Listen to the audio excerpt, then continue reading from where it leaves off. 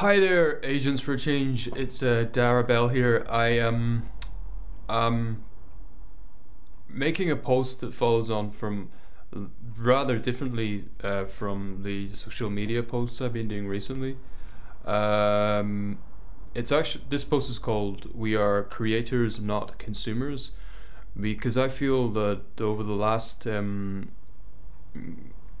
20 to 25 years, probably longer than that, 35 years, we've been very well trained in consuming, and less so in actually producing. It's sort of an idea that would build on Seth Godin's factory system idea, because I think that as consumers we are uh, trained by advertisers and trained by the education system, and also trained unconsciously by our parents, perhaps, that we have to buy a house, we have to buy such and such for friends and family, and these occasions are marked, also in Christmas time or Easter, and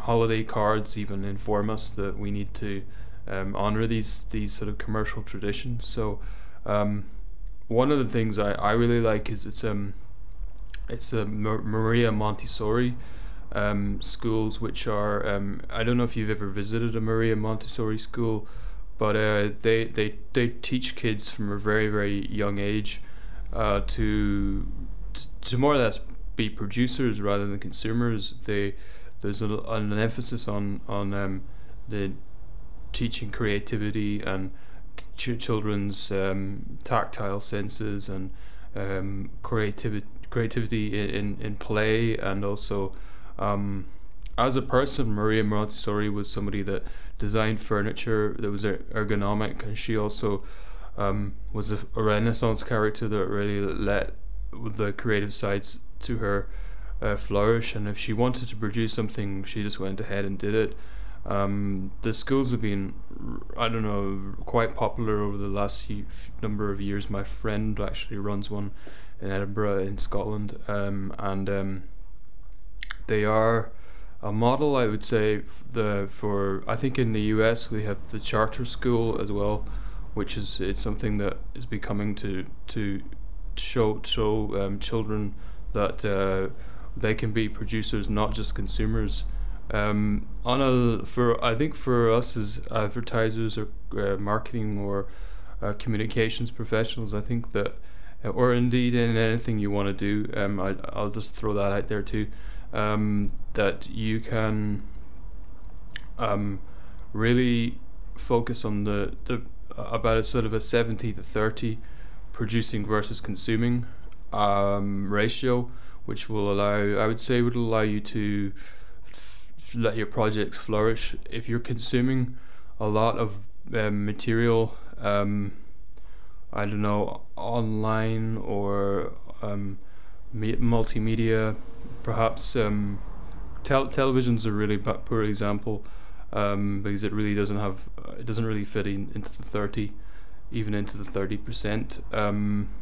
I would say that books are something you should probably slant yourself towards consuming rather than not consuming. And one of the things that comes with the this sort of disdain for producing is actually a general apathy that you can see on the streets in most sort of westernized countries, that you don't actually really see in the developing world, because often through necessity people produce really from necessity.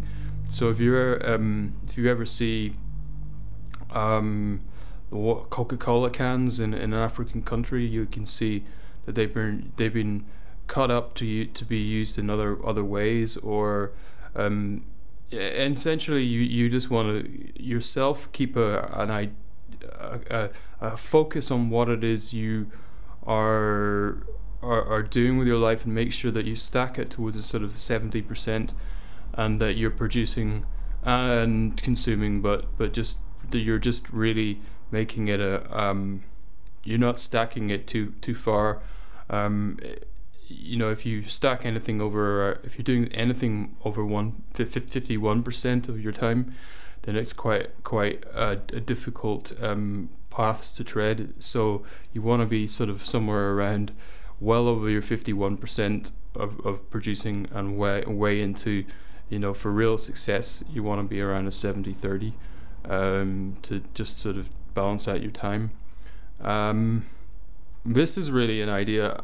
So it's been going around in my head for about a year or two, and I think that one of as larger issues come across, our human consciousness, or we need this idea of creativity, and we need this idea of continually flourishing as a species. So make sure you're exercising that muscle, and make sure it's something that's in your vocabulary. Consuming over producing over consuming. I seem to get that wrong all the time, but there we go. There's the creative mind.